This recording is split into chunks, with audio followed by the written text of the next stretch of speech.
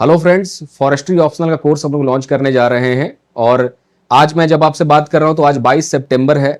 हम लोग ये कोर्स इस समय इसलिए लॉन्च कर रहे हैं क्योंकि हमारा एनवायरमेंटल साइंस ऑप्शनल खत्म हो चुका है। फॉरेस्ट रेंजर के लिए पूरा सिलेबस खत्म हो चुका है। एसीएफ में 2 सेगमेंट बचे हुए हैं, जो आपका पेपर 1 में पॉपुलेशन डायनेमिक्स है और पेपर 2 में एनवायरमेंटल सोशियोलॉजी जो है वो थोड़ा सा बचा हुआ है, जो कि आने वाले 6-7 दिन में वो भी कवर हो जाएगा। तो अब हमारे पास काफी समय आ गया है जिससे हम लोग फॉरेस्ट्री ऑप्शनल आराम से कवर कर सकते हैं। फॉरेस्ट्री ऑप्शनल का जो डेडलाइन हमने सोचा है आपका कोर्स कंप्लीशन के लिए वो है 31 अक्टूबर। और 31 अक्टूबर तक हम लोग इस सिलेबस को कवर कर लेंगे पूरी की पूरी। तो आज सबसे पहला जो चर्चा है हम लोग यही करेंगे कि ये सिलेबस हम लोग क्या खत्म कर पाएंगे 31 अक्टूबर का जो डेडलाइन है। और 31 अक्टूबर का जो डेडलाइन हमने रखा है वो जेपीएससी के अभी जो डेट्स आए हैं उसके मद्देनजर रखा है। तो उन सब चीजों पर पहले चर्चा करेंगे।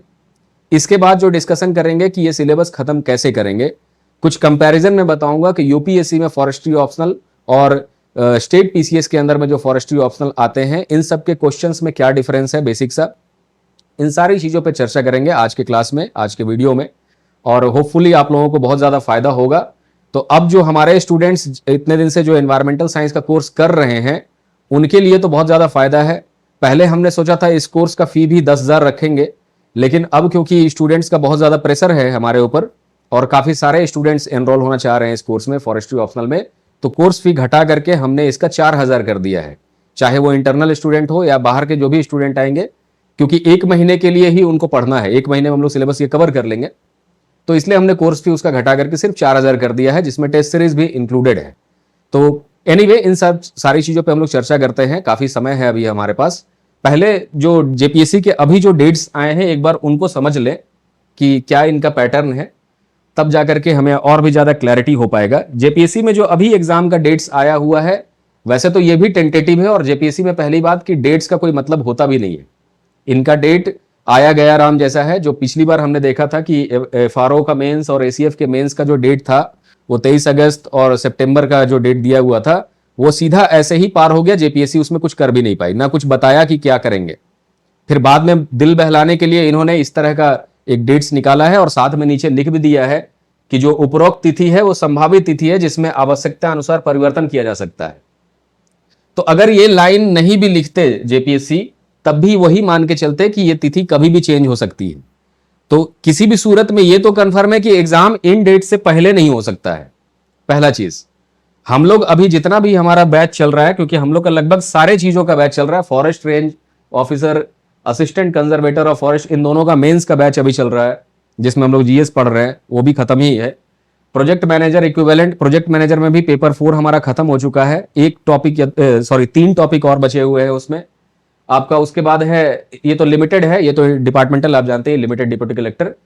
इंस्पेक्टर ऑफ फैक्ट्रीज चल रहा है जिसके अंदर हम लोग लगभग 170 नंबर का सिलेबस कवर कर चुके हैं। बाद बाकी जो 230 नंबर है वो भी कवर हो जाएगा हमारा अक्टूबर एंड में। बॉयलर इंस्पेक्टर, इसमें भी हमारा ठीक ठाक कोर्स का प्रोग्रेस है, लगभग 50 to 60% कोर्स कवर हो चुका है। अब ये भी अक्टूबर एंड तक हम लोग कवर कर लेंगे। तो जैसा हम लोग अपना सिस्टम बना करके चल रहे हैं, इनका जो डेट्स दिया हुआ है इन एग्जाम्स का, उसमें एफआरओ का डेट दिया गया है 31 अक्टूबर। और जब मैं ये सब क्लासेस ले रहा हूं या वीडियो बना रहा हूं तो आज है 22 सितंबर, आज भी रिजल्ट नहीं आया है। तो रिजल्ट हो सकता है कि दुर्गा पूजा के बाद आएगा, तो मतलब 2 अक्टूबर के बाद रिजल्ट आ सकता है। तो अगर 2 अक्टूबर के बाद रिजल्ट आएगा तो किसी भी सूरत में अक्टूबर के ही महीने में एग्जाम होना संभव नहीं है। अगले महीने फिर एग्जाम होगा, माने नवंबर एंड में हो सकता है एग्जाम। तो नवंबर एंड में अगर एफआरओ का ये एग्जाम हुआ फॉरेस्ट रेंजर का, तो फिर ये 7, 8, 9, 10 का जो डेट दिख रहा है इसको भी आप फिर एक एक हफ्ते बढ़ा लीजिए। फिर ये आपका 7, 8, 9, 10 दिसंबर को हो सकता है एग्जाम हो जाए। माने एक एक महीना सब में डेट बढ़ जाएगा, है ना। और वो भी फिक्स नहीं है, इन सब का डेट तो हो सकता है फरवरी तक चला जाए, है ना, जैसा अभी करंट सिचुएशन चल रहा है। मैं नहीं जानता हूं कि क्या होगा, क्योंकि हम लोग तो इसी डेट को रेफरेंस मान के अपना तैयारी कर रहे हैं। हम लोग ने एफआरओ का जो अपना एनवायरमेंटल साइंस ऑप्शनल स्टार्ट किया था तो 23 अगस्त ही अपना डेट मान के चले थे, इसलिए हमारा सिलेबस खत्म हो चुका है। और एसीएफ में भी हमारा सिलेबस उस स्टेज में है, क्योंकि डेट बढ़ गया तो हम भी थोड़ा सा स्लो हो गए हैं। और अगले हफ्ते हमारा एसीएफ का एनवायरमेंटल साइंस का सिलेबस खत्म होगा। खैर एनीवे, एग्जाम्स का जो डेट ये सब दिया हुआ है 7, 8, 9, 10 दिसंबर, तो इसको ये माने 90% चांसेस है कि एक एक महीना डेट बढ़ेगा और 10% चांस है कि इसी डेट पे एग्जाम हो जाएगा, क्योंकि मेंस का फॉर्म आएगा। अब रिजल्ट आएगा तो उसके 10-15 दिन के बाद मेंस का फॉर्म आएगा मेंस के फॉर्म के बाद ही, तो उसमें एक आध महीना का टाइम तो मिनिमम देगा ही, तो फिर जाकर के एग्जाम होगा। तो आप 2 महीने एक्सटेंशन यहां भी मान लीजिए, अगर रिजल्ट नहीं आया अभी, अगर रिजल्ट 2 अक्टूबर 3 अक्टूबर को आ जाता है या 4 अक्टूबर को आ जाता है, अक्टूबर फर्स्ट वीक में आ जाता है, तो ये एक सिचुएशन अभी यहां पर बन रही है। तो ऑलरेडी हमारे पास 1-1.5 महीने का एक्स्ट्रा टाइम आएगा, उसमें चाहे तो इंडियन फॉरेस्ट सर्विस के लिए जो यूपीएससी कंडक्ट करती है उसके लिए भी मैं फॉरेस्ट्री ऑप्शनल पढ़ा सकता हूं, उतना तक हम लोग कवर कर सकते हैं। लेकिन अभी हम लोग इसी डेट को मान करके चल रहे हैं जिसमें हम लोग सिर्फ और सिर्फ एसीएफ के लिए, ये आपका एसीएफ और एफआरओ के लिए ही कवर करेंगे अपना फॉरेस्ट्री ऑप्शनल का सिलेबस, जिसका टाइम है 1 महीने।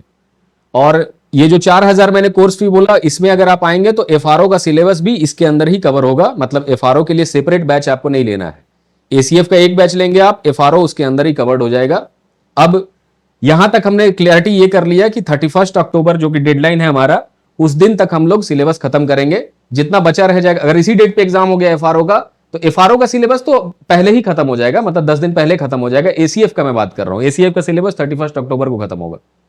तो यहां से फिर 4 टेस्ट हम लोग ने सोचा है, 4 टेस्ट हम लोग लेंगे इसका, और फिर आप लोग 3 दिन के बाद एग्जाम लिख सकते हैं। तो अगर इस डेट पे रहा तो बड़ा अच्छा हो जाएगा हमारे लिए, क्योंकि कंटिन्यूएशन में जैसे जैसे आपका चलता रहेगा तो राइटिंग का प्रैक्टिस बना रहेगा, कोई गैप नहीं आएगा।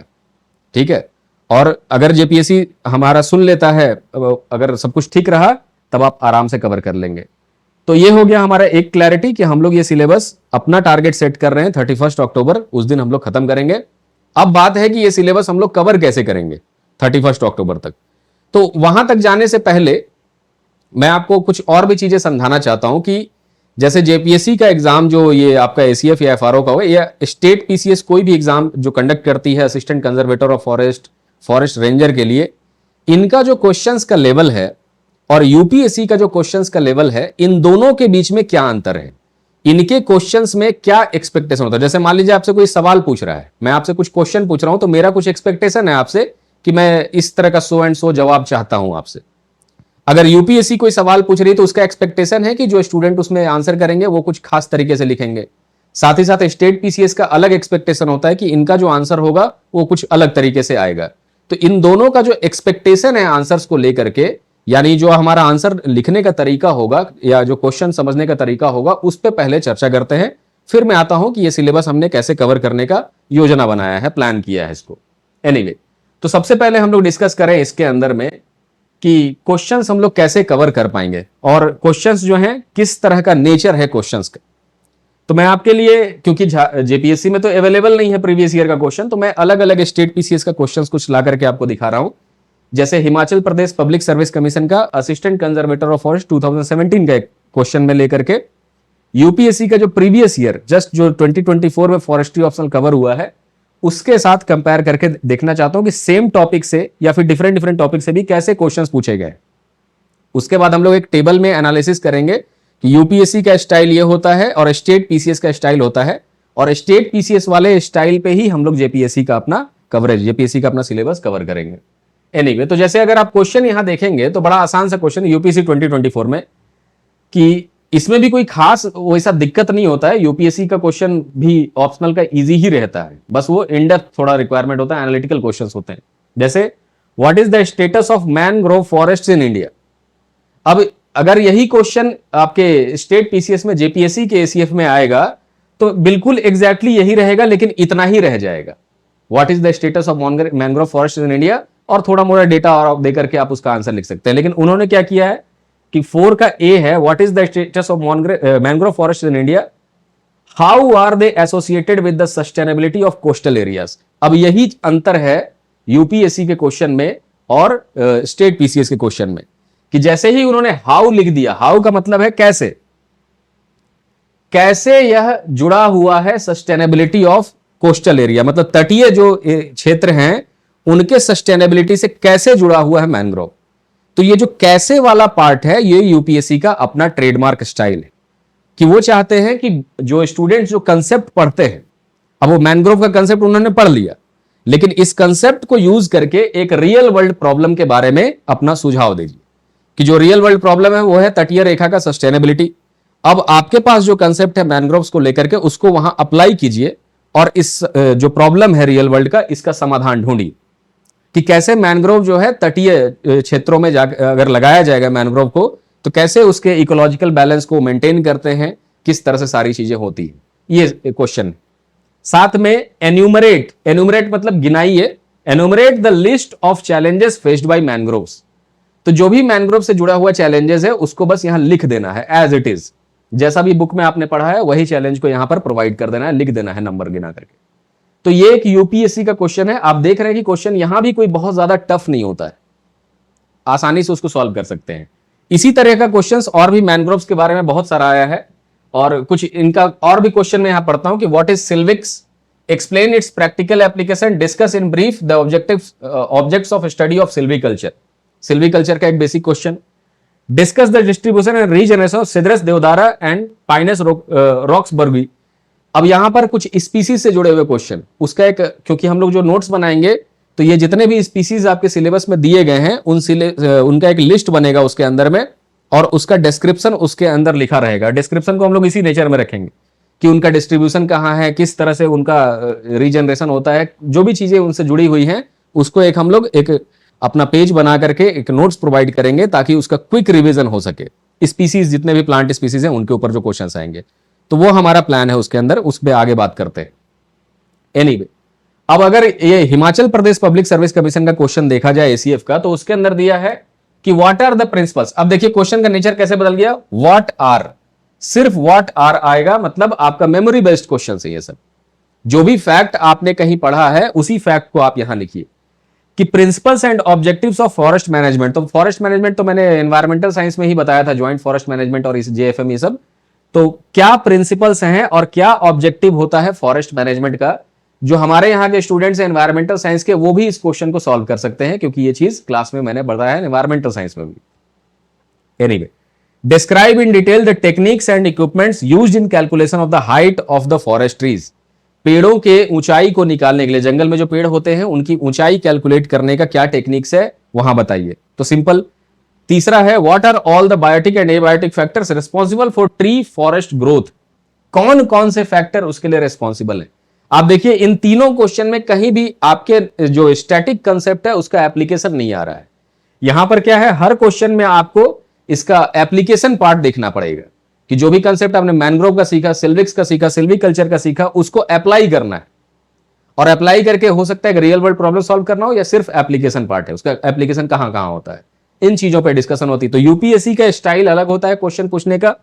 एचपीपीएससी या फिर इससे जुड़ा हुआ Andhra Pradesh public service commission हो गया, आपका उत्तराखंड का पब्लिक सर्विस कमीशन हो गया, या फिर किसी और स्टेट जहां पे पहले से भी एसीएफ का एग्जाम हो रखा है, उनके क्वेश्चंस को आप देखेंगे तो ऐसे ही होगा। राजस्थान का क्वेश्चन देखने की जरूरत नहीं, क्योंकि उनका मेंस में भी एमसीक्यू ही आता है।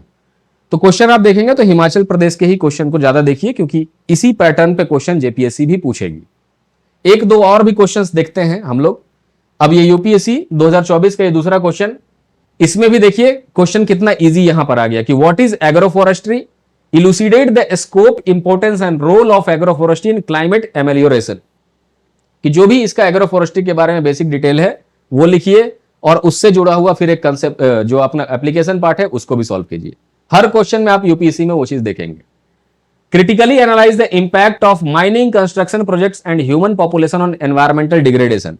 तो हमने यहां इसको एनवायरमेंटल साइंस में ये सारी चीजें कवर की हुई हैं, उससे भी इसको सॉल्व कर सकते हैं।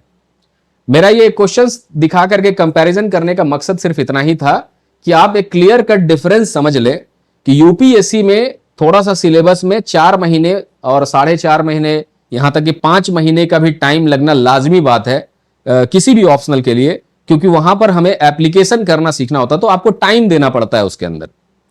कंसेप्ट यूपीएससी में भी पढ़े तो उतना ही कंसेप्ट पढ़ने होते हैं जितने स्टेट पीसीएस में पढ़ने होते हैं, लेकिन अपना वो जो एक एनालिटिकल पावर डेवलप करना है जिससे कि आप किसी भी क्रिटिकल सिचुएशन को सॉल्व कर लें या फिर कोई रियल वर्ल्ड का प्रॉब्लम सॉल्व कर लें अपने नॉलेज को अप्लाई करके, ये पावर डेवलप करने में थोड़ा सा टाइम देना पड़ता है।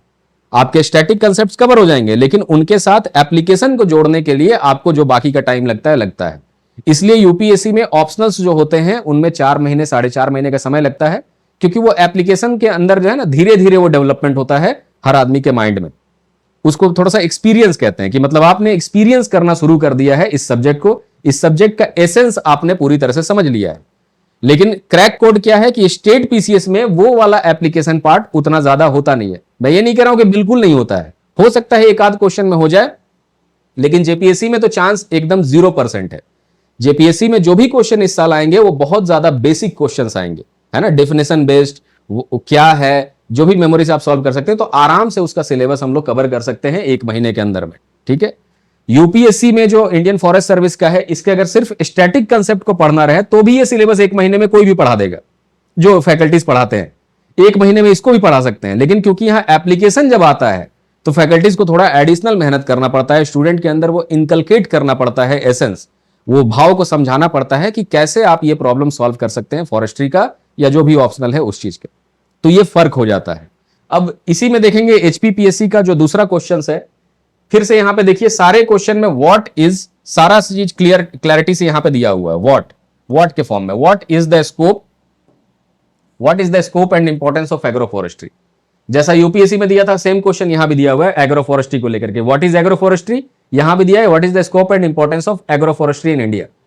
और दूसरा जब यूपीएससी में दिया था तो क्वेश्चन क्या चेंज किया था कि elucidate the scope, importance and role of agroforestry in climate amelioration, climate को कैसे रेगुलेट करने में हेल्प कर सकता है एग्रो फॉरेस्ट्री। और यहां पे दिया है कि discuss the various agro forestry systems in practice, मतलब सिर्फ मेमोरी बेस्ड, जितना आपके दिमाग में स्टोर्ड है कंटेंट बस उसको ही लिखना होता है। यहां पर कहीं पर भी एप्लीकेशन नहीं है, यहां पे हर जगह पे एप्लीकेशन है, बस इतना ही अंतर है। दूसरा, what are the composite woods, discuss the different types of composite wood with their properties, सब मेमोरी बेस्ड क्वेश्चन। दूसरा, discuss the physical and chemical properties of soil, memory based question.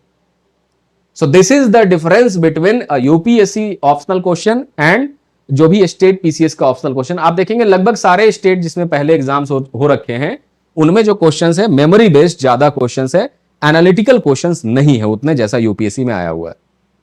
तो आई होप मेरा point clear हो गया। तो ये जितने भी चीजें हमने यहां डिस्कस किया, अगर एक समराइज करके एक टेबल में समझे कि यूपीएससी में और उनमें क्या फर्क है, तो वो टेबल कुछ इस प्रकार का आएगा जिसमें आप समझ सकते हैं।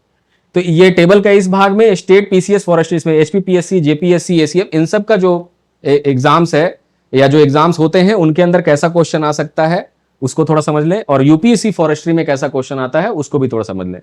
तो अगर क्वेश्चन के स्टाइल के लेवल पे हम लोग कंपैरिजन करें, क्वेश्चन का स्टाइल कैसा है, तो जैसा मैंने कहा यहां पर एनालिटिकल है और मल्टी डायमेंशनल क्वेश्चन है। मतलब यूपीएससी में कि जो क्वेश्चंस आए हैं वो किसी एक ही चीज के ऊपर नहीं बेस्ड हैं, वो क्लाइमेट के रेगुलेशन के लिए, क्लाइमेट चेंज को मिटिगेशन करने के लिए, कोस्टल एरियाज को ये करने के लिए, एक मल्टी डायमेंशनल क्वेश्चन होता है यहां पर। मतलब एक ही एग्रो फॉरेस्ट्री अलग अलग कंटेक्स्ट में यूज करते हैं एग्री फॉरेस्ट्री का क्वेश्चन, लेकिन जेपीएससी में जो क्वेश्चंस आएंगे वो डायरेक्ट होंगे, टेक्निकल होंगे, और सिलेबस में जो पॉइंट दिया हुआ है बस उसके ऊपर ही क्वेश्चन आएंगे। यहां पर सिलेबस के अलावा भी बहुत कुछ पढ़ना पड़ता है। सिर्फ यूपीएससी में सिलेबस जो दिया जाता है वहां तो कंसेप्ट हो गया, वो तुरंत आप पढ़ सकते हैं, लेकिन सिलेबस के अलावा भी बहुत सारे क्वेश्चंस ऐसे होते हैं जो रियल वर्ल्ड प्रॉब्लम से जुड़ के आते हैं, जो यूपीएससी में पूछा जाता है। साथ ही साथ जो इंटीग्रेशन करना है, तो यहां पर यूपीएससी के अंदर में ये जुड़ेगा एनवायरमेंट से, ज्योग्राफी से, क्लाइमेट से और पॉलिसीज से। जो भी क्वेश्चन आपका फॉरेस्ट्री में होगा वो इन सब से जुड़ के वो क्वेश्चंस आपको उसका आंसर्स लिखने पड़ेंगे। यूपीएससी कभी भी एक ऐसा क्वेश्चन नहीं देती है जो कि साइलो के फॉर्म में हो कि नहीं ये फॉरेस्ट्री है तो एकदम कोर टॉपिक से क्वेश्चन आएगा, वैसा क्वेश्चन नहीं देती है। वो क्वेश्चन ऐसा देती है कि इसका कंसेप्ट, फॉरेस्ट्री का कंसेप्ट ज्योग्राफी से जुड़े, जियोलॉजी से जुड़े, उसका कंसेप्ट थोड़ा सा हिस्टोरिकल चीजों से जुड़ जाए, उसका कंसेप्ट अलग अलग सब्जेक्ट से जुड़े, मतलब इंटरलिंकिंग होता है सब्जेक्ट्स के बीच में, ऑप्शनल के अंदर भी। मतलब सिर्फ एक ही सब्जेक्ट पढ़ के आप यूपीएससी का क्वेश्चन नहीं सॉल्व कर पाएंगे, उसके लिए आपको बाकी के सारे जीएस सब्जेक्ट्स का भी अच्छा खासा नॉलेज होना चाहिए। क्लियर? लेकिन यहां वैसा नहीं होता है, यहां सिर्फ फॉरेस्ट्री साइंस या फिर उसका जो भी मेजरमेंट होता है उसके अंदर उस पर ही फोकस किया जाता है क्वेश्चन। मतलब सिर्फ फॉरेस्ट्री पढ़ के भी आप स्टेट पीसीएस का क्वेश्चन सॉल्व कर सकते हैं। जो एप्लीकेशन होता है इसमें केस स्टडीज होते हैं, जो भी आपका यूपीएससी का क्वेश्चन आएगा। सस्टेनेबिलिटी, लार्जर गोल या ग्लोबल इश्यूज है, लार्जर गोल से कनेक्ट होता है ये क्वेश्चंस, जबकि यहां पर ये क्वेश्चन होते हैं जो मेथोडोलॉजी दिया गया है, इंस्ट्रूमेंट्स, लोकल लेवल पे जो फॉरेस्ट्री होती है उनसे वो क्वेश्चन जुड़ करके आता है। उतना ज्यादा ग्लोबल चीजों को वो कवर नहीं करते हैं। ऐसा मैं नहीं कह रहा हूं कि बिल्कुल नहीं करते हैं। देखिए यूपीएससी हो या कोई भी सिविल सर्विसेज का एग्जाम हो, फॉरेस्ट का एग्जाम हो, ऐसा नहीं कि कोई बाबा बन के आएगा और सारी चीजें बताएगा, वो उसका एकदम ट्रूथ बन जाएगा, एकदम एब्सोल्यूट ट्रूथ हो जाएगा। नहीं, वैसा नहीं होता है।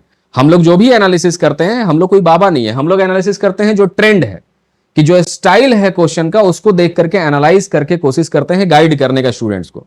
लेकिन ये ट्रेंड को कभी भी धोखा दे सकता है यूपीएससी, कभी भी मात दे सकता है हम लोगों को, ठीक है, वो चेंज कर सकता है उसको। हमेशा यूपीएससी में नया कुछ करने का प्रयास रहता है, जिससे कि कोई एग्जिस्टिंग कोच या एग्जिस्टिंग टीचर जो है इसके पूरे पैटर्न को कैच करके वो चीजें नहीं पढ़ा दे कि एकदम उसके ही स्टूडेंट को फायदा हो रहा है, बाकी लोग जो नहीं जुड़े हैं उसको फायदा नहीं होगा। ऐसा नहीं करती है यूपीएससी। लेकिन जो इसलिए वो बहुत ज्यादा अनप्रेडिक्टेबल क्वेश्चंस होते हैं उसके अंदर।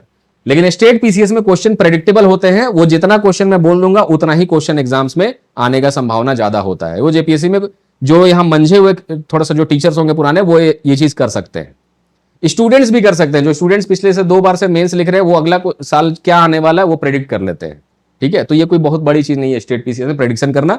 उसके लिए कोई बहुत बड़ा माने ये करने का, सिर्फ थोड़ा सा रिसर्च करेंगे कि ये टॉपिक्स आ चुके हैं, अगले साल दूसरा टॉपिक आएगा, कंफर्म होता है, वो सब कोई जानता है।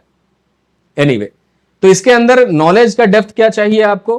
कंसेप्ट चाहिए, एनालिसिस चाहिए और इवैल्यूएशन करना आना चाहिए। मतलब मेरिट्स डिमेरिट्स भी समझ में आना चाहिए, तभी जाकर के ठीक से कर पाएंगे। लेकिन यहां पर थोड़ा सा कंसेप्ट आपको पता है तो आप थोड़ा सा डिस्क्राइब कर करके लिख लेंगे, या आंसर राइटिंग आपने थोड़ा प्रैक्टिस कर लिया है तो डिस्क्रिप्शन करना आपके लिए बाएं हाथ का खेल हो जाएगा। यहां सिर्फ कंसेप्ट पे ही क्वेश्चन होते हैं, कोई वैसा एनालिटिकल और उस तरह का क्वेश्चन इवैल्यूएशन बेस्ड की मेरिट डिमेरिट या फिर रियल वर्ल्ड एप्लीकेशन वाला क्वेश्चंस नहीं आएंगे। बाद बाकी जो स्टाइल है आपका इसके अंदर यूपीएससी के अंदर में, कि बिना examples, case studies, flow charts, इनके अलावा आप अगर ये नहीं लिख रहे हैं आप यूपीएससी के क्वेश्चन में, तो आप मार्क्स बिल्कुल नहीं ले पाएंगे। लेकिन यहां क्या है, थोड़ा सा डिटेल दे दीजिए, स्टेप बाय स्टेप थोड़ा सा एक्सप्लेन कर दीजिए चीजों को, तो भी आपको मार्क्स मिल सकता है। बहुत ज्यादा केस स्टडीज का यूज ना करें, तब भी आपको स्टेट पीसीएस में नंबर मिलते हैं और वो मिल ही रहे हैं। क्लियर? यहां पर ब्लंडर करने से ही मार्क्स कटता है, या फिर कोई एजेंसी है जेपीएससी सेटिंग वेटिंग करने में उस्ताद है, तो अगर वो सेटिंग धांधली पे उतर जाएगी तब आपका मार्क्स नहीं आएगा, ठीक है। वो ऐसा बहुत सारे बच्चों के साथ होता है। तो अगर कोई ये स्टेट पीसीएस अगर धांधली पे नहीं उतरेगी ना, तो आप उसका आंसर लिखेंगे, एक बेसिक आंसर लिखने पे भी आपको मार्क्स आ जाते हैं। कि आपने कोई रट करके या फिर चैट जीपीटी का आंसर बना करके वैसा नहीं लिखा, अपने से एफर्ट लगा करके उसके अंदर कुछ भी लिखेंगे, क्योंकि उतना डायग्राम तो मैं क्लास में आपको बता ही दूंगा कि आप आराम से उसको सॉल्व कर लीजिएगा। फ्लो चार्ट उतना मैं बता ही दूंगा, ठीक है। तो वो आप उतना करके ले जाएंगे तो आपका मार्क्स आ जाएगा। अब बात आती है कि ये सिलेबस हम लोग क्या स्ट्रैटेजी, हम लोग रणनीति बनाए हुए हैं कि ये सिलेबस हम लोग कैसे कवर कर पाएंगे विद इन 1 मंथ आराम से, ठीक है। चलिए, तो सिलेबस का जो कवरेज है वो किस तरह से हम लोग करेंगे, तो ये डिफरेंस तो क्लियर हो गया आपको। मैंने वही से समरी एक लगा दिया था कि यूपीएससी का फॉरेस्ट्री में ज्यादा हम लोग फोकस किस चीजों पे, कैसा क्वेश्चन आया, व्हाई, हाउ, इंपैक्ट, इस तरह के फॉर्मेट में क्वेश्चन आता है। क्यों, कैसे, ये सब ज्यादा पूछते हैं वो। मतलब नॉलेज का जो है एप्लीकेशन ज्यादा वहां पे करना होता है। लेकिन यहां पर क्या है, व्हाट, मेथड, डेफिनेशन। मतलब आप थोड़ा सा मेमोरी बेस्ड क्वेश्चन भी ज्यादा एक्सपेक्ट करेंगे स्टेट पीसीएस के एग्जाम्स में। तो वही चीज वहां पे एक समरी के फॉर्म में लिखा हुआ था। एनीवे, अब हमारा जो स्ट्रेटजी है कि कैसे हम लोग इस चीज को कवर कर सकते हैं, कैसे आराम से इसको हैंडल कर सकते हैं, उसको हम लोग देखिए। तो आपका जो है पेपर, 2 पेपर है इसके अंदर, पेपर 1, पेपर 2। मैं एसीएफ का बात कर रहा हूं, आपका एफआरओ ऑटोमेटिकली कवर्ड हो जाएगा विद इन 15 डेज। एसीएफ का अगर मैं बात करूं तो 2 पेपर दिया है, पेपर 1, पेपर 2। पेपर 1 जो दिया है उसको, उसके अंदर एक दिया है सेक्शन ए, सेक्शन बी। उसी तरह पेपर 2 में भी है सेक्शन ए, सेक्शन बी। तो अगर सेक्शन ए को देखा जाए, फॉरेस्ट्री पेपर 1 सेक्शन ए, तो इसके सेक्शन में सिर्फ सिल्वीकल्चर है, ठीक है। पेपर सिल्वीकल्चर का अलग अलग, सिल्वीकल्चर का जनरल कंसेप्ट दिया है आपको एक सेगमेंट में, यूनिट 1 में। फिर उसके बाद अगले यूनिट में सिल्वीकल्चर का जितना सिस्टम्स है उसके बारे में, सिल्वीकल्चर जो पेड़ों के बारे में मैंने बोला, जहां स्पीसीज का बहुत सारा नाम देखने को मिलेगा आपको, सिल्वीकल्चर ऑफ ट्रीज, और सिल्वीकल्चर मैंग्रोव और कोल्ड डेजर्ट के लिए। तो ये इसके 4 यूनिट है सेक्शन ए में, जिनको हमें पढ़ना होगा। तो इनको अगर मैं 4 यूनिट को मान लूं तो ये मुश्किल से मुश्किल आपका 1 हफ्ते लगेगा इन 4 यूनिट्स को पढ़ने में, है ना। पहले ही क्लास में सिल्वीकल्चर के जनरल कंसेप्ट को समझे जा सकते हैं, इसमें ज्यादा समय नहीं देना है। यहां जो आपको सिल्वीकल्चर ऑफ ट्रीज है, उसके अंदर जो भी स्पीसीज होंगे सिल्वीकल्चर और उसके पौधों को, उसके अंदर आप 2 से 3 दिन का समय निकाल के रखिए, वो दे लेंगे तो आपका काम हो जाएगा, ठीक है। सबके लिए मैं 2-2 दिन, 1-1 दिन भी ऐसे मानूंगा, तो 1 हफ्ते में हम लोग उसको कवर कर सकते हैं आराम से, विद इन 1 वीक। इसी तरह अगर आप देखेंगे तो अगला जो ग्रुप बी है, sorry forestry paper 1 section B, इसके अंदर ज्वाइंट फॉरेस्ट जो जेएफएम है, forest management, agro forestry, tribology, सब यहां पर 2-2, 3-3 दिन में कवर हो सकता है आराम से, अगर उसको डेडिकेटेड तरीके से किया जाए। और नोट्स जो है हम लोग शॉर्ट प्रोवाइड करेंगे, जितना जरूरत है उतना ही आप लिखिए। और क्वेश्चन क्योंकि आने वाले हैं बहुत ज्यादा बेसिक, अगर मान लीजिए कि आपने देखा एचपीपीएससी का जो पीछे है हिमाचल प्रदेश का, अगर इतने बार वो एग्जाम कंडक्ट करने के बाद अभी भी बेसिक ही क्वेश्चन पूछ रही है, बहुत इजी क्वेश्चन पूछ रही है, तो आपका जेपीएससी जिसमें पहली बार एग्जाम होने जा रहा है उसमें तो और भी आप एक्सपेक्ट कर सकते हैं कि बेसिक क्वेश्चन होगा। तो हमें तैयारी बहुत ज्यादा यूपीएससी के लेवल के क्वेश्चंस के लिए नहीं करना है, हमें तैयारी करना है स्टेट में जो ऐसा क्वेश्चन आ रहा था उसी का। इसलिए मैंने कहा कि इसको 1 महीने में हम लोग आराम से कर सकते हैं, इसको कोई ऐसा दुविधा नहीं। तो उसी तरह एनवायरमेंट कंजर्वेशन, बायोडायवर्सिटी, ये तो एनवायरमेंट से ही जुड़ा हुआ है, इसका ऑलरेडी हमारे पास काफी सारा वीडियोस बना हुआ है। अगर आप बोलेंगे तो इसका मैं क्लास दूंगा, नहीं तो पुराने वाले जो हम लोग एनवायरमेंट का वीडियो अभी जस्ट खत्म हुआ जिस क्लास का, उसका बायोडायवर्सिटी वगैरह लगा देंगे, एक ही क्लास में आप इसको कवर कर सकते हैं। ठीक है, इसके अंदर कोई बहुत बड़ी चीज नहीं है एनवायरमेंट का कंजर्वेशन करना। Forest soil, soil conservation, watershed management, इसका भी हमने एनवायरमेंटल साइंस में पढ़ाया हुआ है, बहुत विस्तार से पढ़ाया हुआ वाटरशेड मैनेजमेंट। आप चाहेंगे तो इसका क्लासेस कर सकते हैं, अगर समय बचाना है तो इसका वीडियोस हमारे पास बना हुआ है, डायरेक्टली हम लोग उसको लगा सकते हैं। और वीडियोस को ऐसा नहीं कि पिछले 2 साल का बना हुआ है, जस्ट अभी एनवायरमेंटल साइंस का जो बैच चल रहा था, एफआरओ का जो खत्म हुआ, जिसके बारे में मैंने बोला 2-3 क्लास और बचा हुआ है एसीएफ के लिए, उसमें खत्म हो जाएगा, उसी का मैं बात कर रहा हूं। तो हम लोग समय बचाने के लिए उनके कुछ कुछ वीडियोस यहां लगा सकते हैं, अगर नहीं तो आप इसको लेके चल सकते हैं। अगर हम लोग को इसका हम लोग क्लासेस लेंगे तब भी वो 31 अक्टूबर तक खत्म अपना हो जाएगा, उसके अंदर कोई टेंशन लेने की जरूरत नहीं है। ट्री इंप्रूवमेंट, सीड टेक्नोलॉजी, ये सब 2-2 दिन में, 1-1 दिन में उसको आराम से कवर किया जा सकता है। अब दूसरी चीज ये है कि जैसे ये फॉरेस्ट्री पेपर 1 है, ठीक है, तो पेपर 1 में आप जब अपने तैयारी के लेवल पे आएंगे, मान लीजिए कि ये हो गया कि हमने सिलेबस खत्म कर दिया, आप अपने तैयारी के लेवल पे कुछ कर नहीं पाए, तो उसके लिए मैं सॉल्यूशन पहले आपको बता दे रहा हूं। सॉल्यूशन ये है कि आपको यहां जो भी क्वेश्चंस आएंगे तो सारे क्वेश्चन सॉल्व नहीं करना होता है, तो आपको इनमें से जिसमें भी कंफर्ट ज्यादा बन रहा है उसी वाले सेगमेंट को ज्यादा पढ़िए। ठीक है, इसके हर क्वेश्चन से, मान लीजिए कि ये वाले से एक क्वेश्चन आया, तो एक क्वेश्चन 3 पार्ट में होंगे, आप उसको स्किप कर दीजिए अगर आपको नहीं आता है तो आप इसमें सारे टॉपिक्स को कवर करने का कोशिश मत कीजिए। हम लोग यूपीएससी हो या कोई भी स्टेट में ऑप्शनल में सारे टॉपिक्स को कभी कवर करने नहीं जाते हैं। ठीक है, पढ़ते ऊपर ऊपर से सबको है, लेकिन अगर आपका जो स्ट्रेंथ एरिया है, आप उन्हीं के क्वेश्चंस को सॉल्व करने के पीछे चलिए। ठीक है, जो भी आपका स्ट्रेंथ एरिया, हम लोग तो पूरा पढ़ा देंगे, आपका जो स्ट्रेंथ एरिया लग रहा है उनके ही क्वेश्चंस को आप नैरो डाउन करके करिए, क्योंकि कुछ क्वेश्चन इसके अंदर आपको छोड़ना भी है, छोड़ना भी सीखना पड़ता है कि किन क्वेश्चंस को हम ना सॉल्व करें। क्लियर? तो जिनमें आपको बहुत ज्यादा लग रहा है कि ये हमको कंसेप्ट उतना अच्छे से क्लैरिटी नहीं बन रहा, उनको आप छोड़िए। तो इसमें से कम 3 तो ऐसे ही निकल जाएंगे जिनको आप छोड़ दीजिएगा तो चल जाएगा। हम लोग पढ़ाएंगे, आप अपने लेवल पे छोड़ सकते हैं। ये मैं आपके लिए बता रहा हूं, अगर आपको क्लैरिटी से इस एग्जाम का तैयारी करना है, आपको अच्छा स्कोर लाना है, उसके लिए मैं बोल रहा हूं। सेम चीज हम लोग यूपीएससी में भी करते हैं। चलिए, तो फॉरेस्ट्री का पेपर 1 के बारे में बात हुआ। अब इसी तरह फॉरेस्ट्री के पेपर 2 में भी सेक्शन ए, सेक्शन बी बने हुए हैं। तो सेक्शन ए में अगेन बेसिक कंसेप्ट, देखिए फॉरेस्ट मैनेजमेंट सिस्टम यहां भी आ गया। तो अब इसको हम लोग अलग से थोड़ी करने जाएंगे, जहां ज्वाइंट फॉरेस्ट मैनेजमेंट दिखा वो मैनेजमेंट सिस्टम एक ही बार पढ़ लेंगे, फॉरेस्ट का मैनेजमेंट। क्लियर? तो यहां पे समय बचेगा आपका। ये मैं आपके सिलेबस आपके सामने दिखा रहा हूं कि 2-2 जगह पे एक ही कंसेप्ट को लिखा हुआ है, तो उसको हम लोग वहां पे भी कवर कर सकते हैं। यहां थोड़ा एडवांस लेवल पे लिखा है, साथ में पढ़ के उसको हम लोग कवर कर सकते हैं। साथ में forest working plan, surveying and forest engineering, forest mensuration and remote sensing, ये सारी चीजें भी कवर कर सकते हैं। ये है पेपर ए। और एक दूसरा सेगमेंट है पेपर बी में, जिसमें forest ecology, ethnobotany, forest protection and wildlife biology, forest resource utilisation, forest economic and legislation. इसको भी हम लोग तो 15 दिन पेपर ए के लिए, 15 दिन अगर हम लोग रखें पेपर बी के लिए, पेपर 2 के लिए, पेपर 1 के लिए 15 दिन, पेपर 2 के लिए 15 दिन, तो आराम से इस सिलेबस को कवर किया जा सकता है। स्टेट पीसीएस के लिए मैं बोल रहा हूं अगेन, इसलिए मैंने शुरू में ही आपको डिफरेंस दिखाया कि यूपीएससी में अगर आप जाएंगे तो कभी भी सिलेबस कवर नहीं हो पाएगा 4 महीने से कम में। अगर कोई आ रहा है, कोई क्रैश कोर्स निकल रहा है, तो उस क्रैश कोर्स को आप मत करिए, कोई फायदा नहीं होगा। लेकिन क्योंकि आपको स्टेट पीसीएस में देना है, इसलिए मैं आकर के ये जोखिम उठाने को तैयार हूं कि 1 महीने में मैं ये सिलेबस इतना कवर करा दूंगा कि आप इसको आराम से एग्जाम में लिख सकते हैं। जितना आपके क्लास में कराया जाएगा उतना ही क्वेश्चन एग्जाम में आएगा, ये मैं आपको दावे से कह सकता हूं। तो आप उसके लिए बिल्कुल भी चिंता नहीं करिए, आराम से हम लोग उसको सॉल्व कर सकते हैं स्टेट पीसीएस के लिए। ठीक है, तो चलिए यहां तक अगर आपको कुछ भी अगर इस तरह का डाउट हो तो अगर आप मान लीजिए जैसे हम लोग तो ये यूट्यूब पे भी डालेंगे, तो यूट्यूब पे भी अगर आपको डाउट हो रहा है कुछ भी, तो आप वो जो नंबर दिया रहेगा उस पर आप आराम से कॉल करके पूछ सकते हैं, समझ सकते हैं।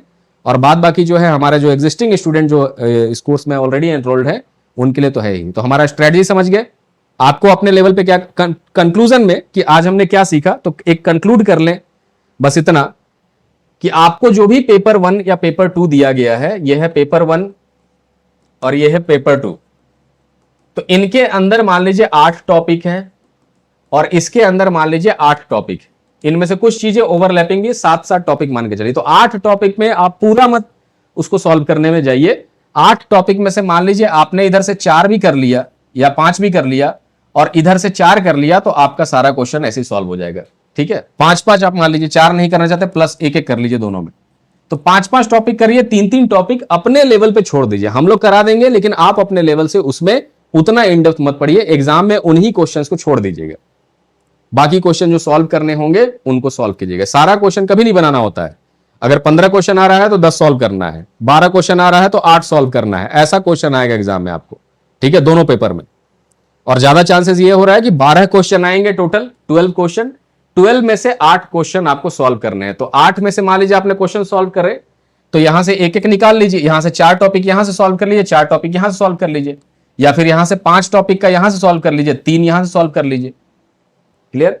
क्योंकि वहां वो रेस्ट्रिक्शन नहीं होता है कि आप ग्रुप ए में से बनाएंगे ग्रुप बी में से बनाएंगे, वो नहीं रेस्ट्रिक्शन होता है। जैसे है ना कि पेपर 1 में 2 ग्रुप है, ग्रुप ए और group B, group A group B, तो ऐसा नहीं दिया है कि ग्रुप ए से आपको 4 बनाना है, ग्रुप बी से 4, वैसा नहीं होता है। आप चूज कर सकते हैं, आपको मान लीजिए ग्रुप ए ज्यादा स्ट्रेंथ हो गया है तो ज्यादा क्वेश्चन यहां से ले लीजिए, ग्रुप बी में ज्यादा स्ट्रेंथ है ज्यादा क्वेश्चन यहां से ले लीजिए। ठीक है, वही मैं देख करके बोल रहा हूं कि 8 टॉपिक जो हो गया, ग्रुप ए का 4 और 4 क्वेश्चन, और ग्रुप बी का यहां भी 4 क्वेश्चन, तो इन दोनों में से जो आपका स्ट्रेंथ बन रहा है उनसे ज्यादा क्वेश्चन सॉल्व कीजिए, बाकी को छोड़ दीजिए। सेम वही चीज करना है पेपर 2 में, जो स्ट्रेंथ बन रहा है उसको छोड़ दीजिए, जो स्ट्रेंथ बन रहा है उसको आप सॉल्व कीजिए, जो स्ट्रेंथ एरिया नहीं है उसको छोड़ दीजिए। ठीक है, तो ये स्ट्रेटजी से अगर आप काम करेंगे तो आपका सिलेबस आराम से कवर हो जाएगा और आप एग्जाम दे पाएंगे। तो अब फायदा क्या हो गया?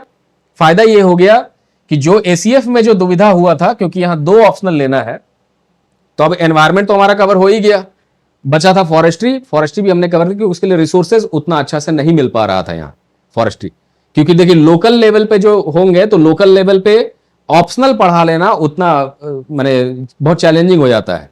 ठीक है ना, लोकल आप समझ ही रहे हैं किस लेवल के बात है, लोकल लेवल्स पे ऑप्शनल का क्लासेस करना नहीं, उनके लिए थोड़ा सा कोर्सेज आपको या दिल्ली या कहीं पर मान लीजिए किसी स्टेट में खास इस चीज के लिए ही प्रिपरेशन हो रहा है फॉरेस्ट सर्विस का, तो आपको मिल जाएगा। एनवायरमेंट का तो तब भी नहीं मिलेगा क्योंकि एनवायरमेंट का कोर्सेज यूपीएससी में है ही नहीं, तो उसका कोर्स ढूंढना बड़ा मुश्किल काम है, इसलिए हमारे पास सारे बैचेस में वो एनवायरमेंटल साइंस हम लोग का चलता है। फॉरेस्ट्री के लिए रिसोर्सेज अवेलेबल है, लेकिन वो इतना जल्दी आप उसको सेल्फ स्टडी से कवर नहीं कर पाएंगे। ठीक है, जो नोट्स अवेलेबल है फॉरेस्ट्री के लिए, नोट्स भी अगर आप लेंगे तो 6 से 8 हजार रुपए लग जाएगा, 1 महीने के लिए 1.5 महीने के लिए नोट्स लेके पढ़ना, वो भी कोई लॉजिक नहीं, इसलिए हमने कोर्स फीस सिर्फ 4000 कर दिया है। आप ज्वाइन करना चाहेंगे तो कभी भी आप इसको ज्वाइन कर सकते हैं, आपको कोई नुकसान नहीं होने वाला है इससे। एनीवे, तो इसी के साथ हम लोग आपको एक गुड विशेष देते हैं कि आप अपने एग्जाम का तैयारी ठीक से कीजिए।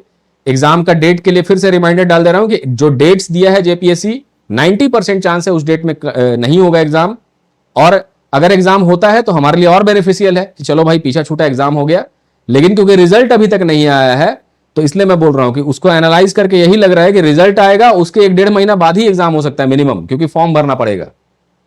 क्लियर? तो चलिए, एनीवे, तो फिर हम लोग मिलेंगे नेक्स्ट क्लास में किसी और तरह के वीडियोस को या और तरह के कंसेप्ट को लेकर के। अभी के लिए थैंक यू।